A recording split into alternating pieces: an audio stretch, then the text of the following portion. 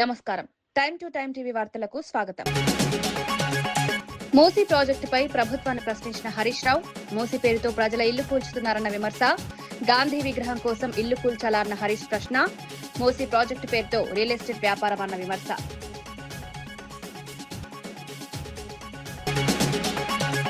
హార్బర్లను ప్రైవేటీకరణ చేయొద్దన్న మాజీ మంత్రి అప్పలరాజు, మత్స్యకారుల ప్రయోజనాలను కాపాడాలని ప్రభుత్వానికి విజ్ఞప్తి, ప్రభుత్వ స్థలాన్ని ప్రైవేట్కు అప్పగిస్తోందన్న విమర్శ, చేపల వేటగాళ్లకు ఉపయోగపడుతుందన్న హార్బర్లను కాపాడాలని పిలుపు.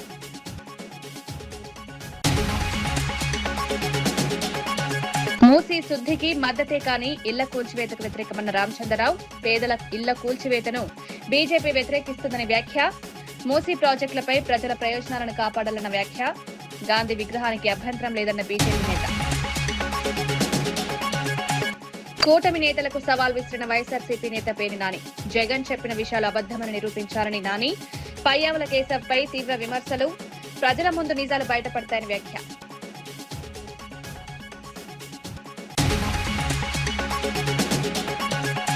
ఎంజీఆర్ పై వ్యాఖ్యలకు క్షమాపణ చెప్పిన నటుడు రాజేంద్ర ప్రసాద్, పొరపాటున చెప్పిన మాటలను క్షమించాలని, ఎంజీఆర్ దేవుడు లాంటి వ్యక్తి అన్న నటుడు, వ్యాఖ్యలపై వచ్చిన స్పందనను గౌరవిస్తారన్న నటుడు.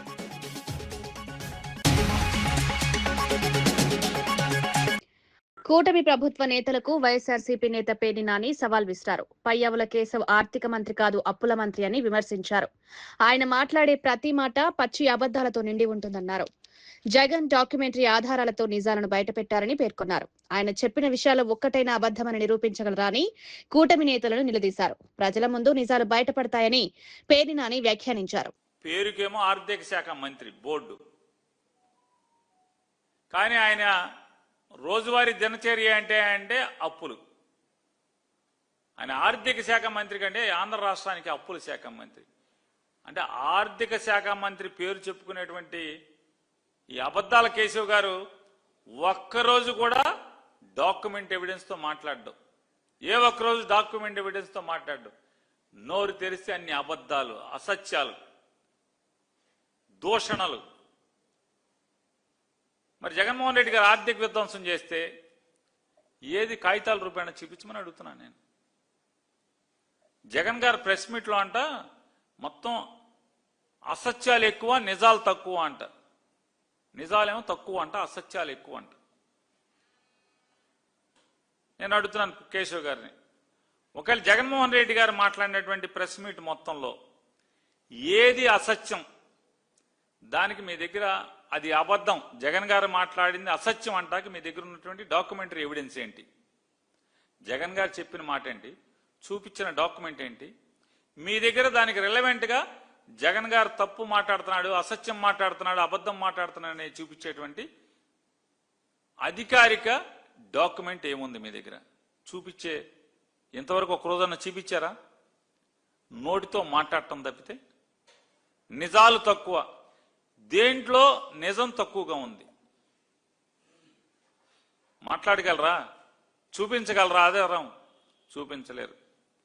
రిటైర్డ్ ఉద్యోగుల బెనిఫిట్స్ విషయంలో రాష్ట్ర ప్రభుత్వంపై బీఆర్ఎస్ నేత ఏనుగుల రాకేష్ రెడ్డి విమర్శలు చేశారు. ఒక రిటైర్డ్ హైకోర్టు జడ్జి కూడా తన బెనిఫిట్స్ కోసం కోర్టు మెట్లెక్కాల్సిన పరిస్థితి వచ్చిందన్నారు. ఇది ప్రభుత్వ పాలన ఎంత దారుణంగా ఉందో చెప్పడానికి సరిపోతుందని వ్యాఖ్యానించారు.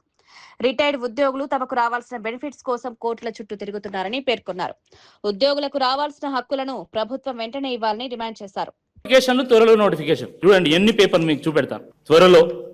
త్వరలో 17,000 కానిస్టేబుల్ పోస్టుల భర్తీ, పోలీస్ శాఖలో 14,000 ఉద్యోగాలు త్వరలో భర్తీ, కొత్త సంవత్సరంలో పోలీసు కొలువులు 14,000 కానిస్టేబుల్ పోలీసుల భర్తీకి రంగం సిద్ధం, 14,000 పోలీస్ కానిస్టేబుల్ ఖాళీలు భర్తీ చేసేందుకు పోలీస్ శాఖ కసరత్తు, గ్రూప్స్ ఉపాధ్యాయ పోలీసు విద్యుత్ గురుకుల వైద్య నియామకాల ప్రక్రియ,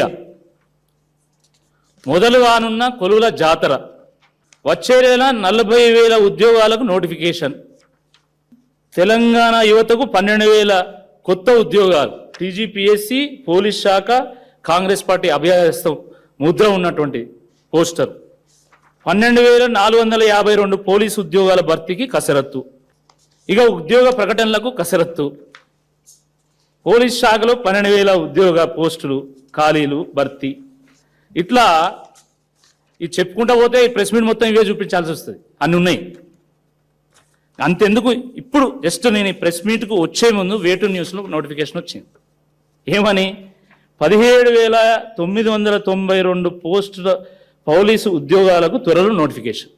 జస్ట్ ఇప్పుడు ఒక హాఫ్ అన్ అవర్ కూడా కాలే. అసలు ఇన్ని నాటకాలు ఎందుకు? రియలిస్టిక్గా మీరు ఏం చేస్తారో చెప్పొచ్చు కదా. వాళ్ళు లీకులు ఇస్తారు, వీళ్ళు రాస్తారు. పాపం నిరుద్యోగ యువత వాళ్ళ తల్లిదండ్రులు కూలీ నాలీ చేసి పార్టీ ఫిరాయింపుల చట్టాన్ని తెలంగాణ ప్రభుత్వం ఉల్లంఘిస్తోందని మాజీ ఎంపీ బోయిన్పల్లి వినోద్ విమర్శించారు. రాజీవ్ గాంధీ తీసుకొచ్చిన చట్టాన్ని రేవంత్ రెడ్డి ప్రభుత్వం నిర్వీర్యం చేసిందన్నారు. దేశవ్యాప్తంగా రాహుల్ గాంధీ రాజ్యాంగం గురించి మాట్లాడుతున్నప్పటికీ తెలంగాణలో జరుగుతున్న పరిణామాలపై స్పందించడం లేదన్నారు. కాంగ్రెస్ జెండాను జాతీయ జెండాగా చెప్పడం కూడా రాజ్యాంగానికి అవమానమని విమర్శించారు. రాహుల్ గాంధీకి ఈ రేవంత్ రెడ్డి కాంగ్రెస్ పార్టీ తెచ్చిన చట్టాన్ని చంపేసాడు.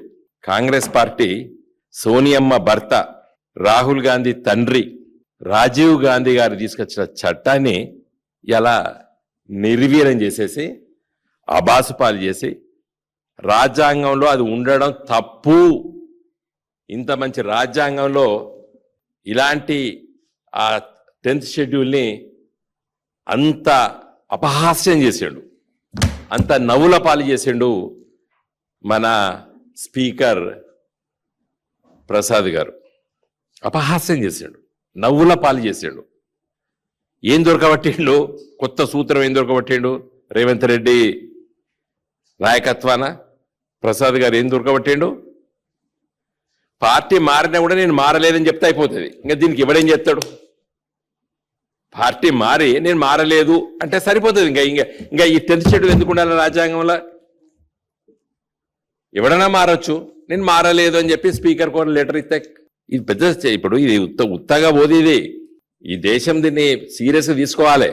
కొంత సమయం పడుతుండొచ్చు అర్థం కావడానికి రాజకీయ పార్టీలకు, రాజకీయ నాయకులకి, పార్లమెంటేరియన్స్కి, ముఖ్యంగా పత్రికా రంగంలో సీనియర్ జర్నలిస్టులకి, ఎడిటోరియల్ బోర్డు మెంబర్స్కి, వీళ్ళకి అందరికీ దాని ఈ ఆర్డర్ కాపీలు వచ్చిన తర్వాత చదివిన తర్వాత అర్థమవుతుంది ఎంత అపహాస్యం చేసిండు రాజ్యాంగాన్ని. అంటే ఇప్పుడు ఎవడైనా పార్టీ మారచ్చు, నీ పార్టీ మారలేదని చెప్పేసి రాయొచ్చు. ఇంకా ఎక్కడ దాకా తీసుకుపోయినరు? జాతీయ జెండాను కూడా అపహాస్యం చేశారు.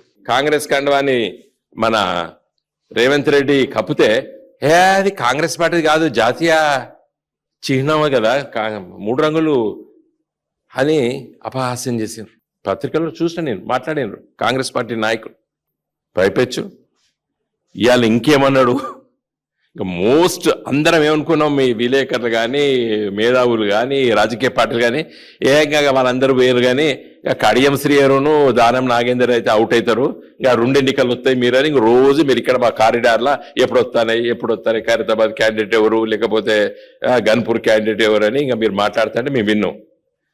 నాకు అప్పుడే అనుమానం వచ్చింది, కడియం శ్రీయర్ గారు నేను కూడా టీఆర్ఎస్ అన్న తర్వాత ఇంకా అవుట్, ఈ వికెట్ పడతలేదు అనుకున్నాం. అరే నేనైతే దానం నాగేందర్ని ఎట్లా తప్పిస్తాడు ఈ ఎవరు స్పీకరు రేవంత్ రెడ్డి అంటే?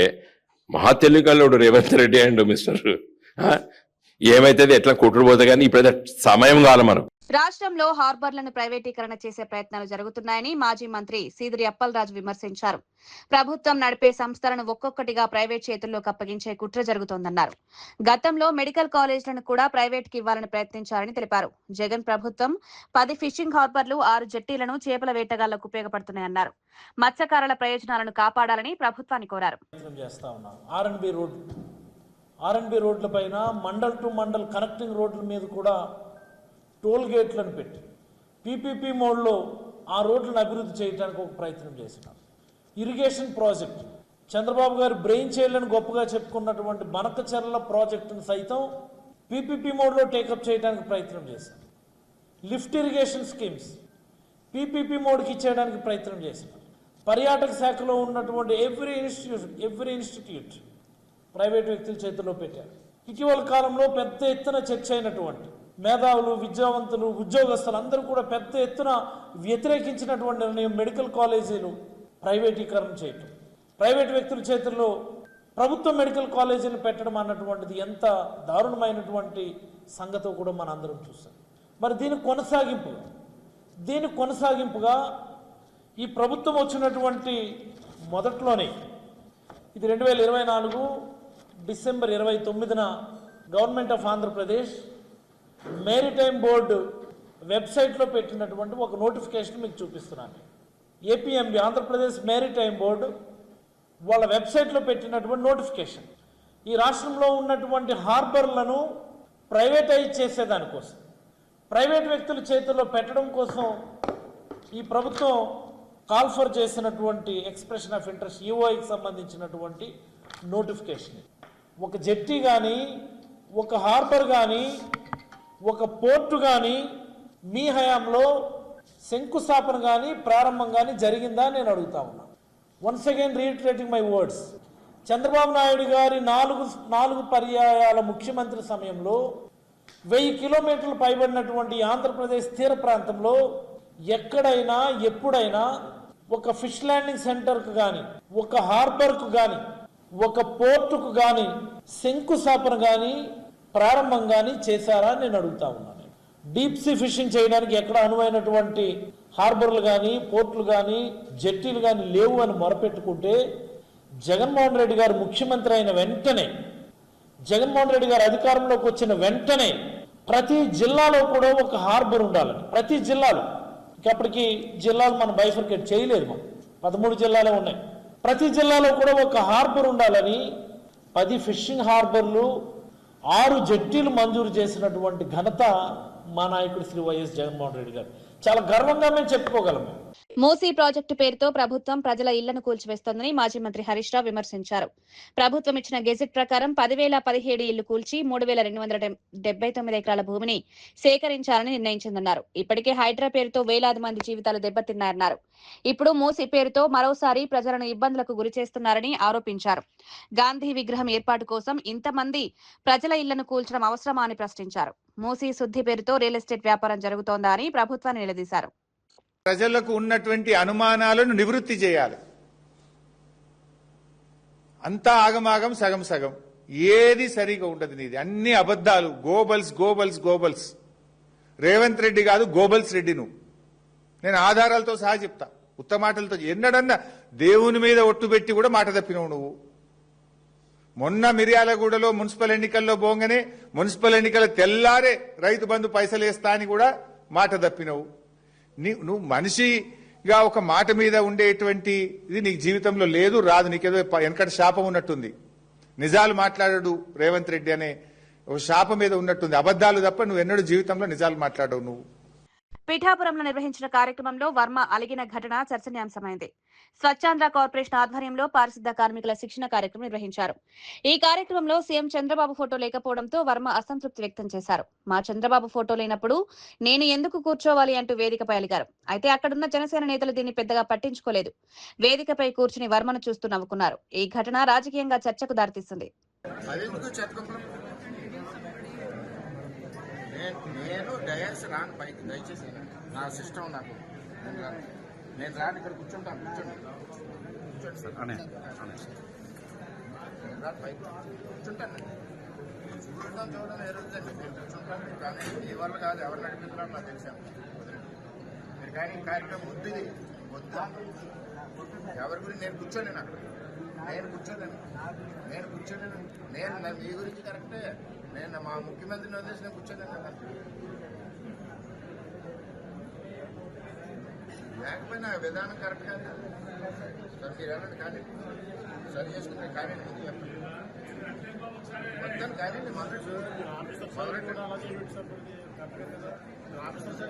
రైతు భరోసా పథకంపై మాజీ మంత్రి కన్నబాబు ప్రభుత్వాన్ని ప్రశ్నించారు. గత ప్రభుత్వం 53,58,000 మంది రైతు కుటుంబాలకు పెట్టుబడి సాయం అందించిందన్నారు. ప్రస్తుత ప్రభుత్వం మాత్రం 46,85,000 మందికి సహాయం అందిస్తున్నట్లు తెలిపారు. సుమారు 7 లక్షల మంది రైతులను ఈ పథకం నుంచి తప్పించారని ఆరోపించారు. రైతులకు వ్యవసాయం గిట్టుబాటు కాకపోవడం వల్లే వ్యవసాయం మానేశారా అని ప్రభుత్వాన్ని నిలదీశారు. రైతుల ప్రయోజనాలను కాపాడాలని డిమాండ్ చేశారు. సూపర్ 7 అని మీ అబద్ధాల్లో భాగంగా ప్రచారం చేసుకున్నారు. ఇవాళ తిరిగి చూస్తే మొదటి సంవత్సరం మీ అన్నదాత సుఖీభవ ఆ కార్యక్రమానికి మంగళం పాడేశారు. రెండో సంవత్సరం 10,000 ఇచ్చారు. ఒక్కసారి నేను మీకు గుర్తు చేస్తున్నా, ఒరిజినల్గా మీరు ఇచ్చిన ఎన్నికల హామీలో ఏం చెప్పారు అని అంటే, కేంద్రం ఇచ్చే పిఎం కిసాన్ కాకుండా ప్రతి రైతుకి 20,000 రూపాయలు ఆర్థిక సహాయం చేస్తాము, పెట్టుబడి సహాయం చేస్తామని. కానీ అధికారంలోకి వచ్చిన తర్వాత అన్నీ కలిపి 20,000 అన్నారు. అన్నీ కలిపి 20,000 అని మొదటి సంవత్సరం మంగళం పాడేశారు, రెండో సంవత్సరం 10,000 వేశారు. ఇక్కడే ఒక చిన్న మెలిక కూడా ఉంది. మా ప్రభుత్వ హయాంలో ఆనాటి మా ముఖ్యమంత్రి జగన్మోహన్ రెడ్డి గారు 53,58,000 మంది రైతు కుటుంబాలకి పెట్టుబడి సాయాన్ని అందించారు ఏటా. ఇప్పుడు మీరు అందిస్తున్నది 46,85,000 మంది రైతు కుటుంబాలకి. అంటే సుమారుగా 7 లక్షల మంది రైతులు తగ్గిపోయారు. మేము సూటిగా అడుగుతున్నాం, మీరు కావాలనే రైతులకి అనర్హత చూపించి సంఖ్య కుదించేశారా, లేకపోతే మీ ప్రభుత్వంలో వ్యవసాయం గిట్టుబాటు కావట్లేదని రైతులు వ్యవసాయాన్ని మానేశారా? ఈ రెండిట్లో ఏది కరెక్టో చెప్పమని మేము సూటిగా అడుగుతున్నాం. మూసీ నది శుద్ధి కార్యక్రమానికి బీజేపీ వ్యతిరేకం కాదని తెలంగాణ బీజేపీ రాష్ట్ర అధ్యక్షుడు రామచంద్రరావు తెలిపారు. మూసీ నది శుభ్రత కార్యక్రమం అవసరమేనన్నారు. అయితే పేదల ఇళ్లను కూల్చివేయడాన్ని మాత్రం బీజేపీ తీవ్రంగా వ్యతిరేకిస్తుందని స్పష్టం చేశారు. గాంధీ విగ్రహాన్ని ఎంత ఎత్తులో అయినా ఏర్పాటు చేయడంపై తమకు అభ్యంతరం లేదన్నారు. కానీ ఇందుకోసం పేదల ఇళ్లను కూల్చడం సరైంది కాదని పేర్కొన్నారు. ప్రజల ప్రయోజనాలను దృష్టిలో పెట్టుకుని ప్రభుత్వం నిర్ణయాలు తీసుకోవాలని రామచంద్రరావు సూచించారు. అక్కడ ఉన్నటువంటి ఒక బీదవాళ్లు మధ్య తరగతున్న ఇల్లు కూలగొట్టకండే, అవన్నీ కూడా న్యాయపరమైనటువంటి ఇల్లుగా కట్టారు వాళ్ళు. ఫ్లాట్స్ లో మధుబన్ పార్క్ గానే, అక్కడ విఘ్నేశ్వర కాలనీ గానే, మూసీ పక్కన ఉన్నటువంటి ఒక లీగల్ గా ఉన్న ఏ ఇల్లు కూడా కూలగొట్టడానికి అవసరం లేదు. ఆ కూలగొట్టకుండా కూడా ప్రక్షాళన చేయొచ్చు. ఒకటి, గాంధీ సరోవర్ కోసం మీకు 400 ఎకరాలు 500 ఎకరాలు ఎందుకు అవసరం అండి? మీరు రీఅలైన్మెంట్ చేసుకోండి. దాని మీద ఎక్కడ కూడా ఒక ఇల్లు కూడా డ్యామేజ్ కాకుండా మీరు గాంధీ బొమ్మను పెట్టండి, 1000 అడుగులు పెట్టండి, 2000 పెట్టండి, ఆకాశం దాకా పెట్టి మాకు ఎవరికి అభ్యంతరం లేదు. మూసీ నది శుద్ధి కార్యక్రమానికి బీజేపీ వ్యతిరేకం కాదని తెలంగాణ బీజేపీ రాష్ట్ర అధ్యక్షుడు రామచంద్రరావు తెలిపారు.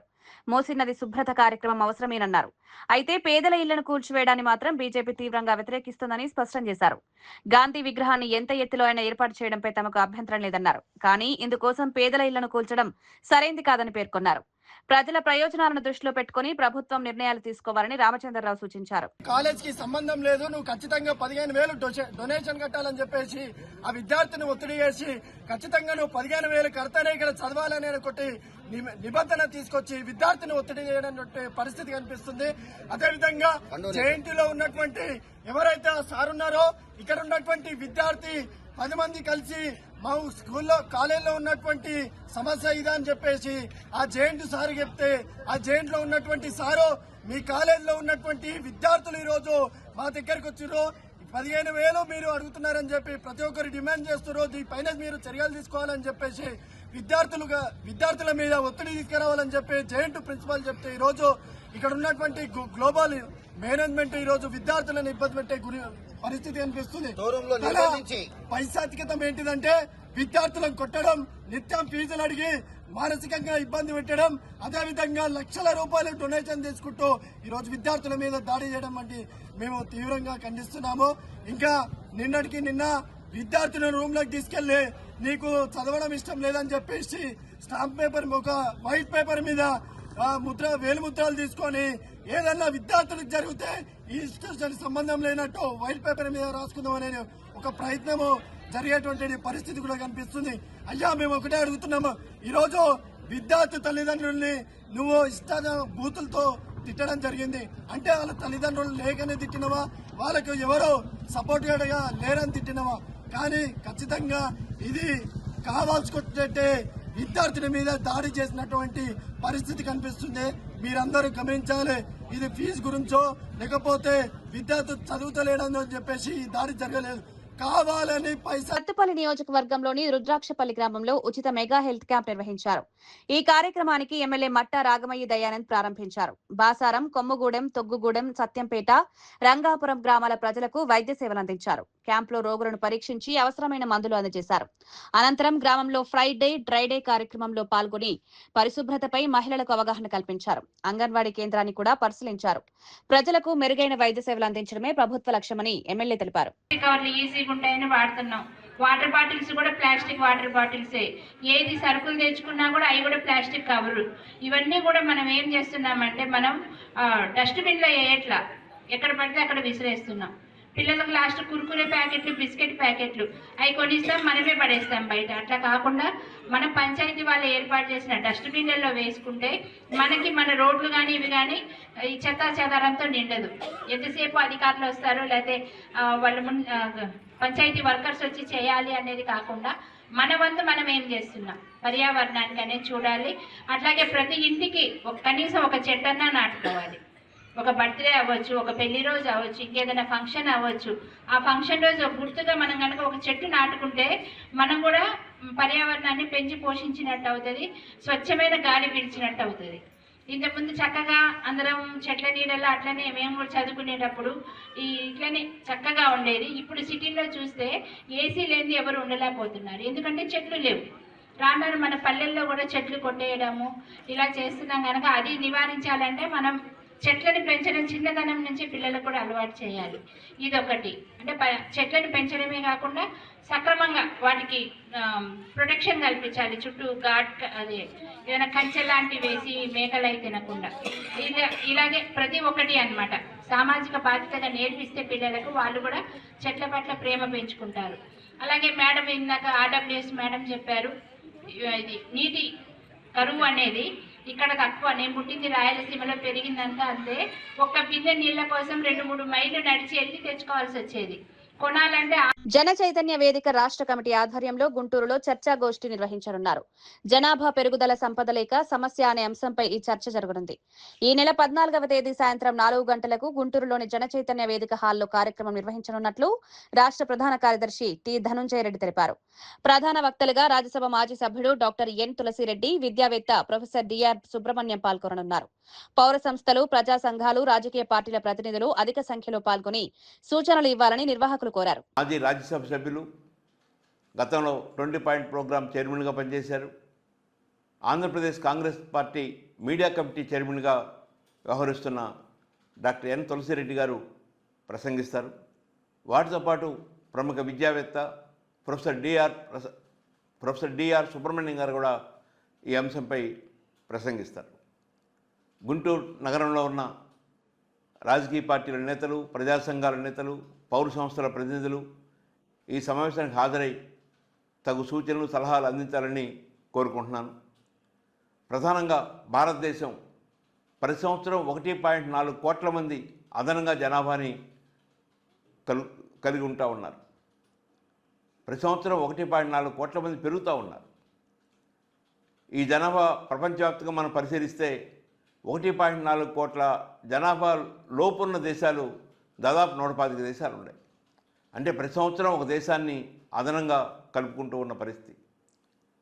ఉన్నవాళ్ళకి మంచి విద్య, వైద్యం, ఉపాధి, మంచి వసతి, పరిశుభ్రమైన వాతావరణం ఇవేమీ కల్పించలేని స్థితిలో ఉన్నాం. ప్రపంచంలో కల్లా అత్యధిక నిరుద్యోగులు, అత్యధిక పేదలు, అత్యధికంగా వికలాంగులు ఉన్న దేశంగా ఇండియా కొనసాగుతూ ఉంది. వీటన్నిటి ప్రధాన కారణం ప్రపంచ భూభాగంలో మన భూభాగం కేవలం 2.4% మాత్రమే. కానీ ప్రపంచ జనాభాలో 18% జనాభా కలిగి ఉన్నాం. తక్కువ భూమి, ఎక్కువ మంది ప్రజలు. ఈ భూమిపై ప్రజల భారం గణనీయంగా పెరుగుతూ ఉంది. కానీ రాష్ట్ర ముఖ్యమంత్రి నారా చంద్రబాబు నాయుడు గారు పిల్లల్ని ఇంకా కనాలి, కనకపోతే భవిష్యత్తులో మంది వృద్ధ దేశంగా మారిపోతుంది, యువత తగ్గిపోతారు, కాబట్టి భవిష్యత్తును దృష్టిలో పెట్టుకొని పిల్లల్ని మరింతగా కనండి అని చెప్పని కొత్తగా పాపులేషన్ మేనేజ్మెంట్ పాలసీ అనే పేరుతో ఒక భావజాలాన్ని ప్రజల ముందు ఉంచుతున్నారు. కానీ ఇది పూర్తిగా సమాజాన్ని నష్టపరిచే చర్య.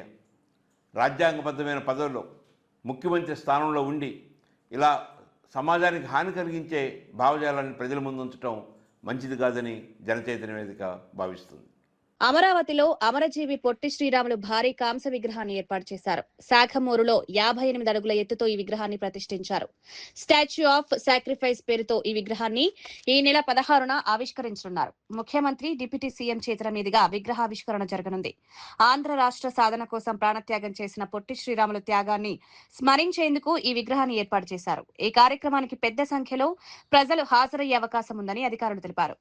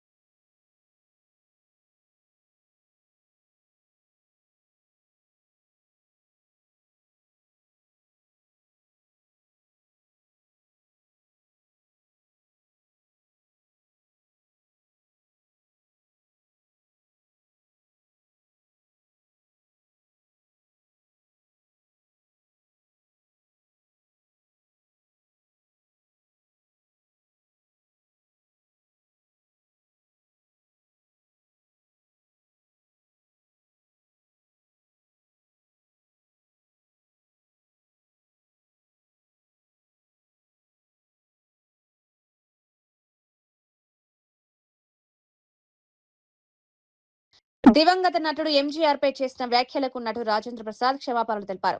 కాంతారావును ప్రశంసించే సందర్భంలో పొరపాటున ఎంజీఆర్ గురించి అభ్యంతరకర పదం ఉపయోగించారన్నారు. తన మాటల వల్ల ఎవరికైనా బాధ కలిగితే హృదయపూర్వకంగా క్షమించాలన్నారు. ఎంజీఆర్ తమిళ సినిమా ప్రపంచంలో దేవుడు లాంటి వ్యక్తి అని అభిప్రాయపడ్డారు. తాను చెప్పిన మాటలను మళ్లీ పునరావృతం చేయనని హామీ ఇచ్చారు. ఈ ఘటనపై వచ్చిన స్పందనలను గౌరవిస్తున్నారని రాజేంద్ర ప్రసాద్ తెలిపారు. முன்னாடி இந்த ஊர்ல ஒரு ஃபங்க்ஷன் நடந்தது. அதுல பழைய நடிகர் காந்தாராவ் சார் அவார்டு எனக்கு கொடுத்தாங்க. அந்த ஃபங்க்ஷன்ல பேசும்போது நான் சும்மா அப்படி ஜாலியா பேசும்போது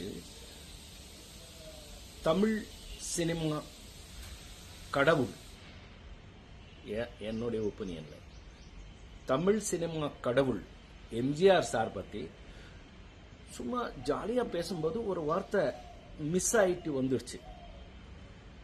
அது இப்போ யார் பண்ணாங்க தெரியாது, வேணும்னு பெருசு பண்ணி விட்டாங்க. அது நான் ஒன்னும் அந்த மாதிரி அவர் பேசுவேனா? நான் எவ்வளவு தைரியம் எனக்கு. மദ്രാஸ் பிலிம் இன்ஸ்டியூட்ல படிக்கும்போது அவர் தான் சிஎம். அவர் நாங்க எல்லாம் ஆக்டிங் எப்படி கத்துக்கிறோம்னு பார்த்தவர். அவர் சொல்ற அளவுக்கு நான் இல்லை. இருந்தாலும் அந்த மாதிரி மிஸ் ஆகி வந்த ஒரு பேச்சுல நீங்க யாராவது ஃபீல் பண்ணியிருந்தா என்ன மன்னிச்சுக்குங்க அப்படின்னு சொல்லி இனி வாழ்க்கையில எப்பவுமே அந்த மாதிரி நான் பேச மாட்டேன். இது நான் உங்களுக்கு உறுதியா சொல்றது. இந்த தப்பு இந்த வாட்டி மன்னிச்சுக்குங்க, இதோட இது விட்டுருங்க. உங்கள் రాజేంద్ర ప్రసాద్. వార్తలు ముగించే ముందు ముఖ్యాంశాలు మరోసారి. మూసీ ప్రాజెక్టుపై ప్రభుత్వాన్ని ప్రశ్నించిన హరీష్ రావు. మూసీ పేరుతో ప్రజల ఇల్లు కూల్చుతున్నారన్న విమర్శ.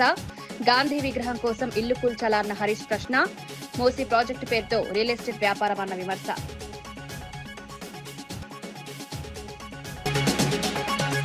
హార్బర్లను ప్రైవేటీకరణ చేయొద్దన్న మాజీ మంత్రి అప్పలరాజు. మత్స్యకారుల ప్రయోజనాలను కాపాడాలని ప్రభుత్వానికి విజ్ఞప్తి. ప్రభుత్వ స్థలాన్ని ప్రైవేట్కు అప్పగిస్తోందన్న విమర్శ. చేపల వేటగాళ్లకు ఉపయోగపడుతుందన్న హార్బర్లను కాపాడాలని పిలుపు.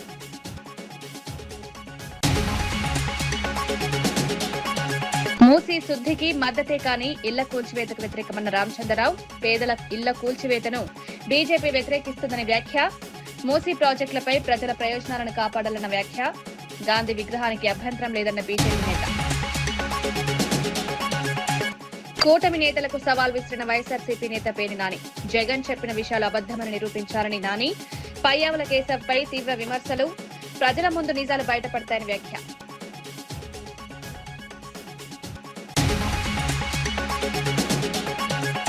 ఎంజీఆర్ పై వ్యాఖ్యలకు క్షమాపణ చెప్పిన నటుడు రాజేంద్ర ప్రసాద్. పొరపాటున చెప్పిన మాటలు క్షమించాలని. ఎంజీఆర్ దేవుడు లాంటి వ్యక్తి అన్న నటుడు.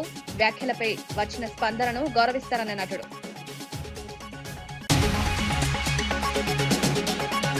ఈనాటి వార్తా విశేషాలు. మరో బులెటిన్లో మళ్ళీ కలుద్దాం. నమస్కారం.